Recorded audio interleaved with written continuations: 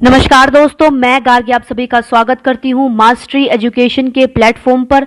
दोस्तों, इस वीडियो में डिस्कस करेंगे कि इंडियन आर्मी चीफ जनरल जो मनोज मुकुंद नरवाने हैं वो विजिट करेंगे नेपाल में इन नवंबर।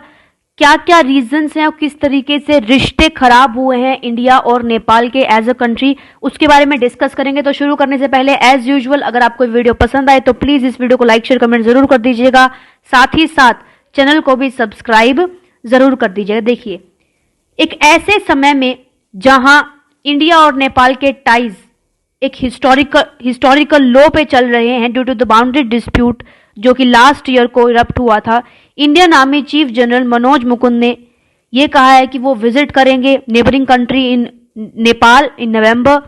और ये जो चीजें हैं ये अनाउंस की गई हैं by the Nepal army on Wednesday.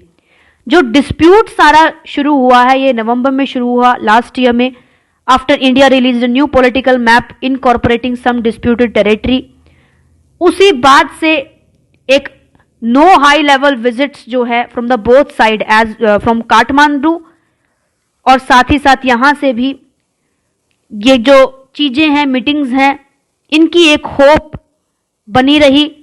और काठमांडू जो है वो it is looking for a date to hold boundary talks with India at foreign secretary level, ताकि ये जो डिस्प्यूट्स हैं ये रिजोल्व हो सकें। और इंडिया ने इसके लिए बहुत ज़्यादा कम एंथुजियाज्म दिखाया है। दो जो डेट्स हैं उनकी विजिट्स की वो भी फिक्स नहीं हुई हैं बाय द बोथ साइड्स।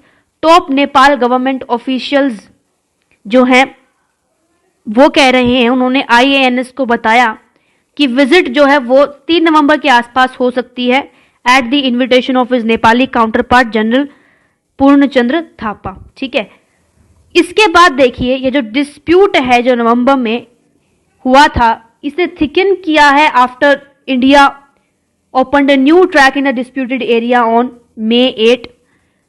बाद में नरवाने ने एक्यूज किया नेपाल को of propping up the boundary issue against India, और उन्होंने कहा कि वो किसी के कहने पर ऐसा कर रहे हैं, एल्यूडिंग टू चाइना स्पेसिफिकली। उनकी स्टेटमेंट जो है वो एक हफ्ते बाद आई after Indian defence minister Rajnath Singh ने जब ओपन किया लिपुलेख में जो ट्रैक एरिया था, लिपुलेख एरिया में जब ट्रैक को ओपन किया और नेपाल ने बार बार लिपुलेख को लिम्फियाधुरा लिपुलेख और काला पानी को अपना रीजन बताया है, अपनी टेरिटरी का हिस्सा माना है।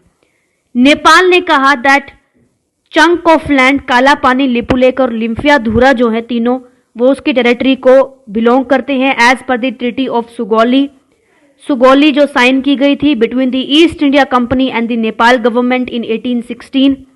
इंडिया ने अपने टॉक्स को मेंटेन किया आफ्टर द कोविड, जैसे कोविड का सिनेरियो चल रहा है, और साथ साथ में उन्होंने ये भी कहा कि अगर कोविड का सिनेरियो खत्म हो जाएगा तो इस पर बातचीत होगी।